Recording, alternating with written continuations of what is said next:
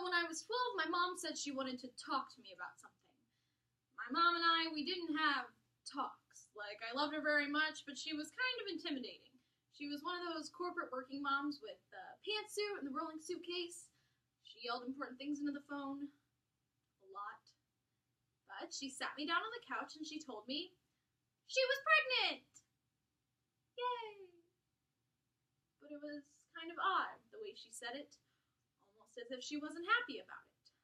It had been 8 years since my brother was born, but still, I remember how excited everyone was, and how grandparents flew in from other states, and not a day went by when there wasn't a delivery of a congratulatory balloon or stuffed animal. But this time, there were no balloons.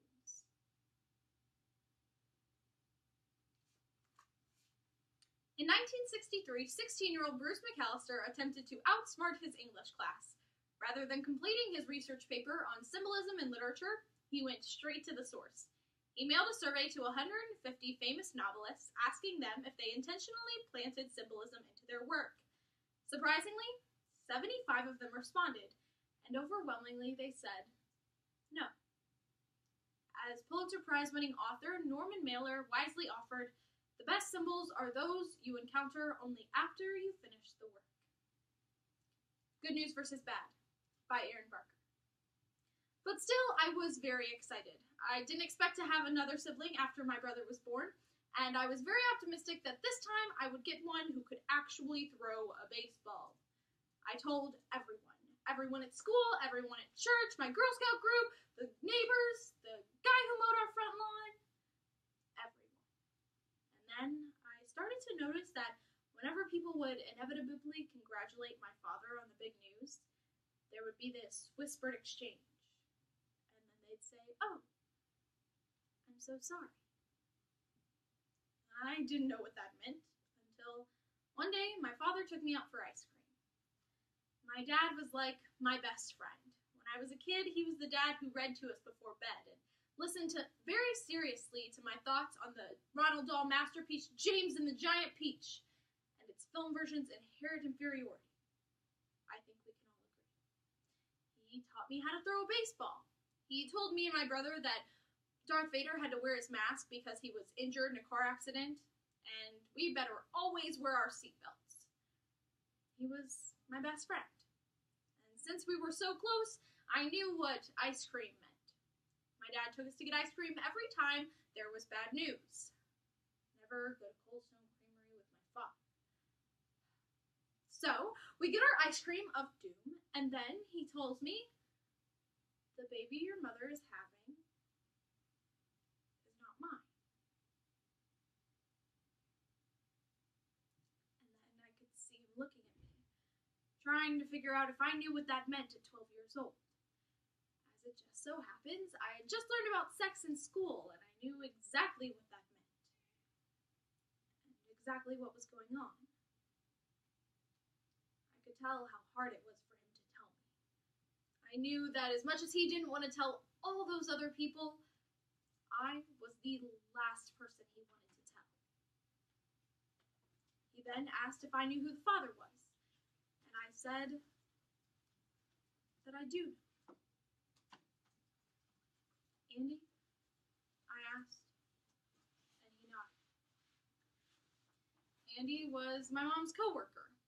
He was a British guy about 10 years younger than her who took me and my brother and my mom on trips and bought us expensive gifts and, oddly enough, even went to church with us. I thought he was our friend. I realize now how stupid it was for me to have not realized it, and as a result, not only did I fail to present this disaster, and like every child, I honestly believed I could, but I made it hardest on the one person who didn't deserve it. My father. I had come home for months now saying things like, "Dad, look at this awesome Lego castle Andy bought us," and called him saying, "Dad, we just taught Andy how to play baseball." I guess I didn't realize the silent tension on the other end. Not to mention I publicly humiliated him by telling everyone of my mom's pregnancy. I was racked with guilt and no longer excited about the new baby.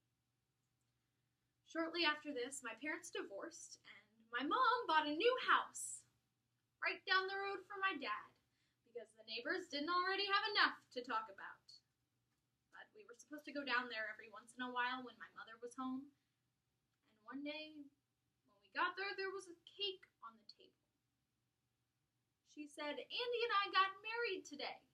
Would you like a piece of the wedding cake?" "No, I do not want a piece of your cake of lies. You know what? I couldn't care less if you married some guy. But what I do care about is that you did it without even telling me. I'm your daughter. Is it not bad enough you ruined your relationship with Dad? You want to ruin ours too? I am your daughter. I feel like you're building this brand new life. And to be honest, I don't know if I want to be a part of it." The next time I went down there, I was met by an even bigger surprise, in the form of a strange pink baby who I was told was my sister. "Do you want to hold her?"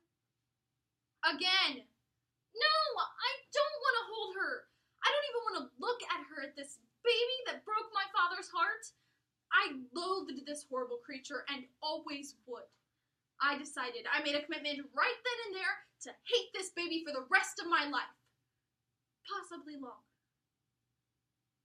But there was just one problem. I don't know if you've ever tried to hate a baby, but it's really fucking hard.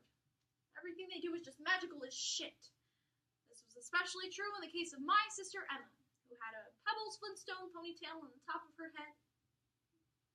Every night when she went to bed, she wouldn't go to sleep until I sang her the same song every night, "Shoebox" by the Bare Naked Ladies, which is probably an inappropriate song to sing to a little girl, because I don't know if you know this, but it's about statutory rape. Soon, I found myself bonding with my mom for the first time in a long time over our mutual love of Emma and our mutual hate of the Teletubbies.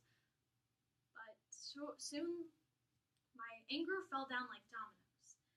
When I forgave Emma, it was easier to forgive my mom.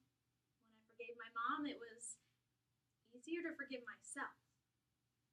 I never really did forgive Andy, but that's okay. His stay with us was only temporary. He found another married woman with children, and now he's going to church with their family. And for my dad, I never had to ask for his forgiveness.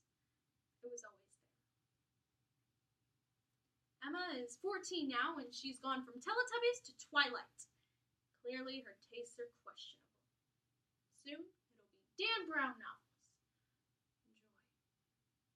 But despite the fact that we are great friends, and I love her very much, I can't regret anything that happened, because without it, we wouldn't have her. Although, she never did learn how to throw a baseball.